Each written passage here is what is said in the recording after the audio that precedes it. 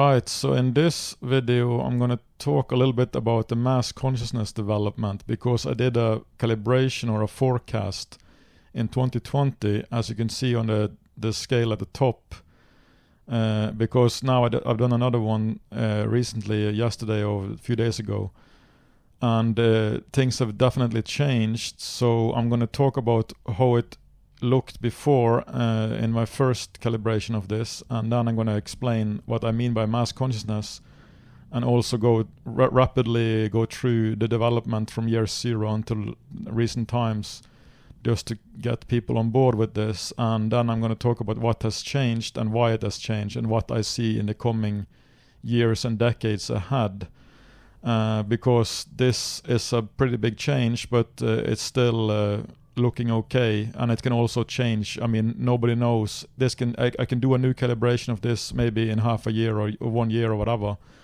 and it can be a massive change in how quickly these levels will be achieved and whatnot. You never know these things, and especially now, because we're getting the new Trump administration is going to make big waves and big changes, and that's going to, depending on how people react to that and what's the reaction, especially on the leftist side and whatnot, is going to affect these things too. So the more people who embrace the changes, the quicker we can actually get up to scale. It's all the resistances that actually are holding things back. But I'm going to go into that more after. I'm going to first talk about. So look at the graph on top. That's the one I calibrated in 2020 using my dowsing rods. And I'm going to first define what I mean by level of mass consciousness to begin with, because not everybody is clear about that. So basically, every individual has a level of consciousness on a scale from 0 to 1000, right? I talk about this in many videos, and to simplify it, that means everybody is a mix of light and darkness. And 330 means, around 330 on the scale means you're basically 50-50 of light and darkness. And 1000 means you're complete only light, and more or less, at least, you're as light as it can be in human form at 1000. At the bottom of the scale, at the lowest levels, you're almost complete darkness, but there's always like a yin-yang symbol. There's always a little dot of light in the darkness, and vice versa. So you can't be completely one or the other. You have to be always a mix. But you can be dominantly one of either light or darkness. That's the point. So this is to simplify, to explain the mass consciousness. So every individual is a mix of light and darkness, depending on where you are on the scale of consciousness. And this contributes and adds up to the mass consciousness. All 8 billion people, or however many it is, are adding their level of consciousness to the mix that becomes the mass consciousness. And the thing is to understand is that light is more powerful than darkness. So those who are on the higher end of the scale are counterbalancing a lot of people in the lower end of the scale. For example, a person in the 500s will counterbalance hundreds of thousands of people below 200, for example, when it comes to contributing to the mass consciousness. And this is why not a massive critical mass is not needed. I mean, you need only a small amount of people of a higher consciousness to really affect the destiny of a whole planet. And this is why all the lightworkers have volunteered to come here, because they can actually change the whole course and trajectory and development of the whole planet and civilization by contributing their level of consciousness and keeping things higher than it would have been without all those volunteers. So they are doing all those who are volunteering, and most people who listen to this video are probably part of that volunteering ground crew. We are all contributing to this to various degrees, depending on how high you have gone on the scale. So that's a good thing. That's good news. You can make a huge difference. Reaching the 500s can make a massive difference in contributing to the destiny of the whole planet. Even though it might not look like you're doing anything special, you're still contributing to a high degree just by being significantly above the average level, which is still a little bit above 200. So the mass consciousness is not like an average of all the people. It's not that simple. It's a mix of light and darkness, where light is much more powerful than darkness in that mix. Just like, lighting a match in a completely dark room makes a huge difference.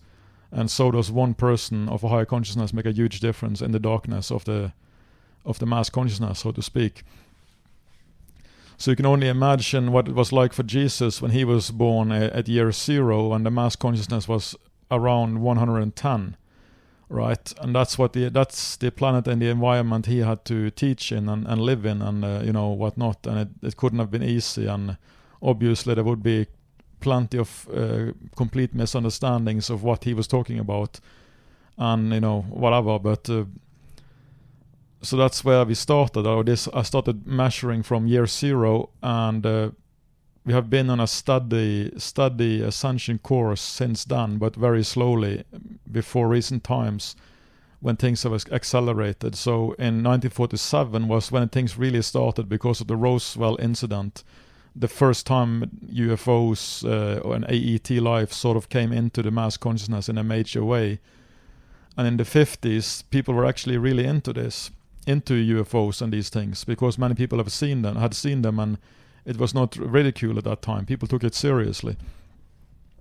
But then the deep state came up with the ridicule program, and the mass media started to run these ridicule campaigns against the whole thing, for repeatedly, like they always do with propaganda. And that sort of buried the whole thing and made it really difficult, because people couldn't be taken seriously if they believed in UFOs and flying saucers anymore. So the deep state wanted to keep it secret, and because they got technology from it, and they also didn't want to lose authority and power by admitting to these things. So that's why they buried it.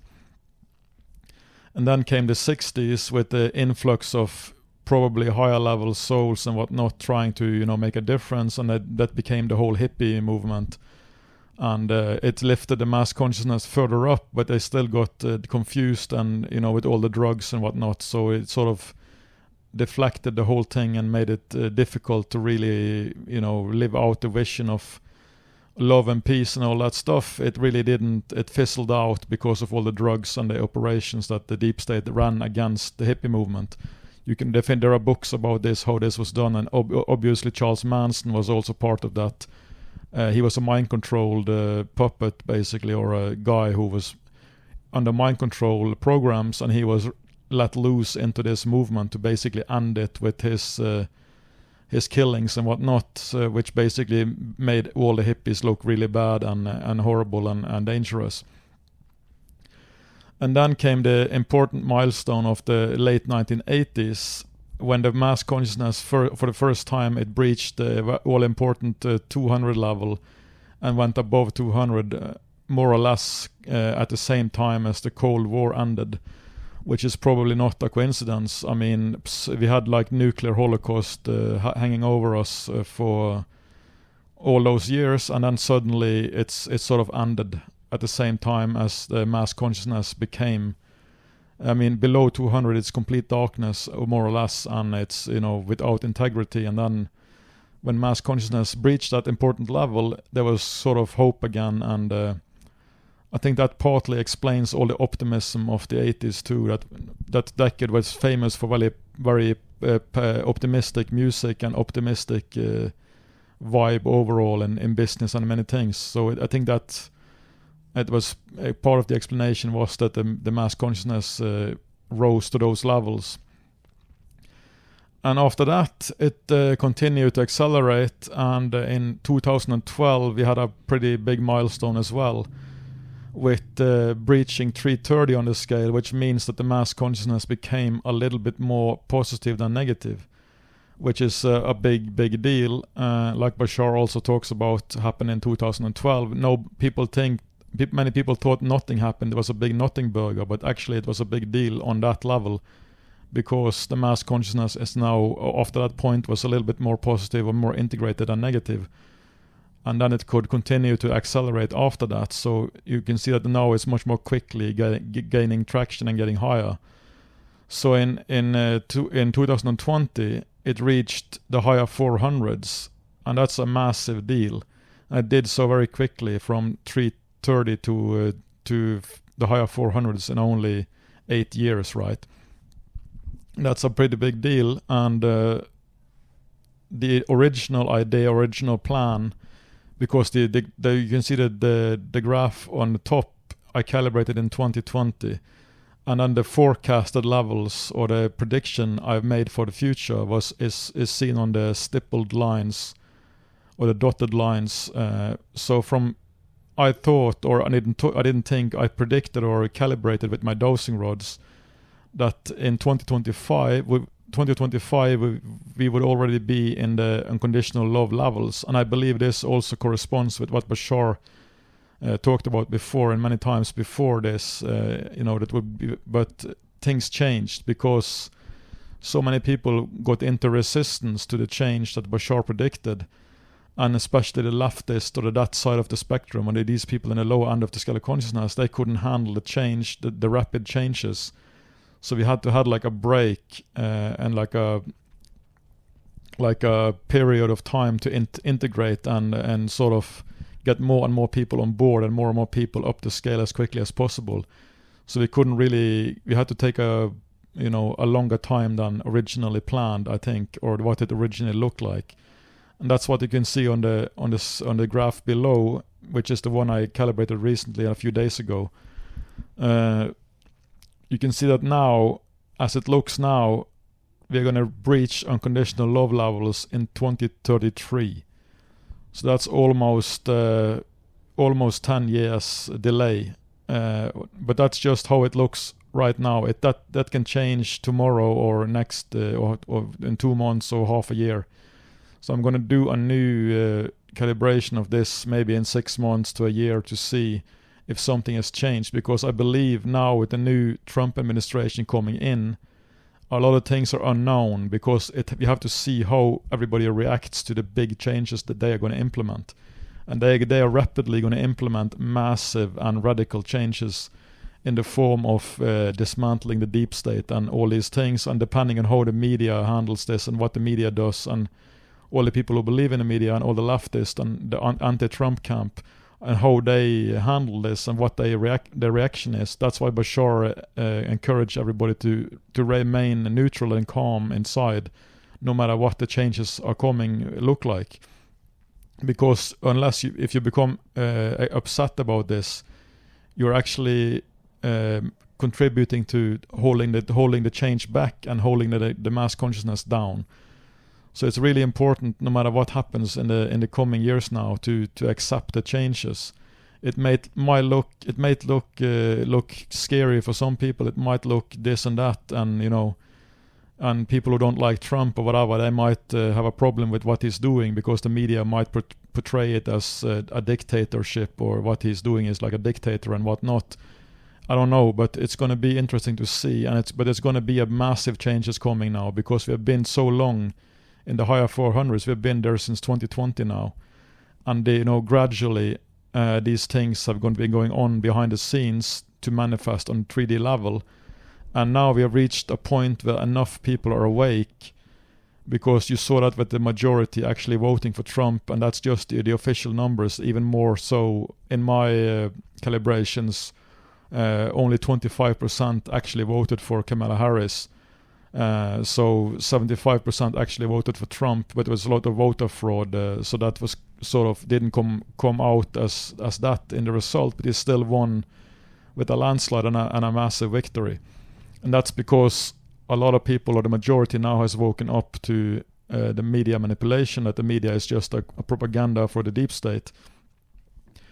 And now we are finally ready to see the massive changes that was supposed to come in 2020, originally, from the original prediction from Bashar, that everything was sort of change in 2016, and then we are supposed to see these big changes that are now coming in 2025, was supposed to start in 2020, I believe.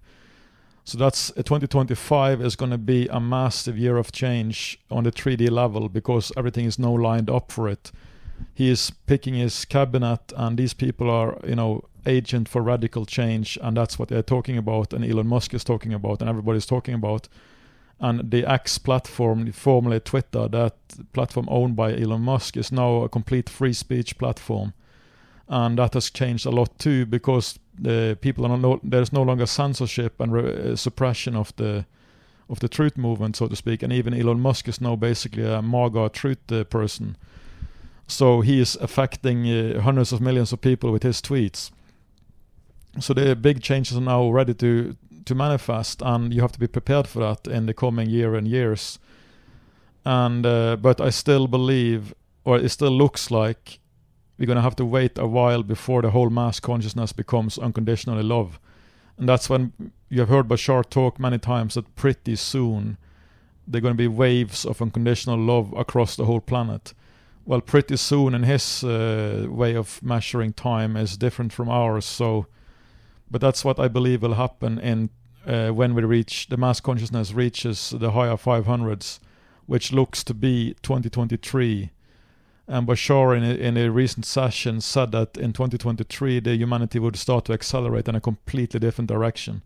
And that makes sense, because if you look at the forecast or the prediction below, on the scale below, you see that from 2023 to 2040, the mass consciousness will go from unconditional love into non-duality.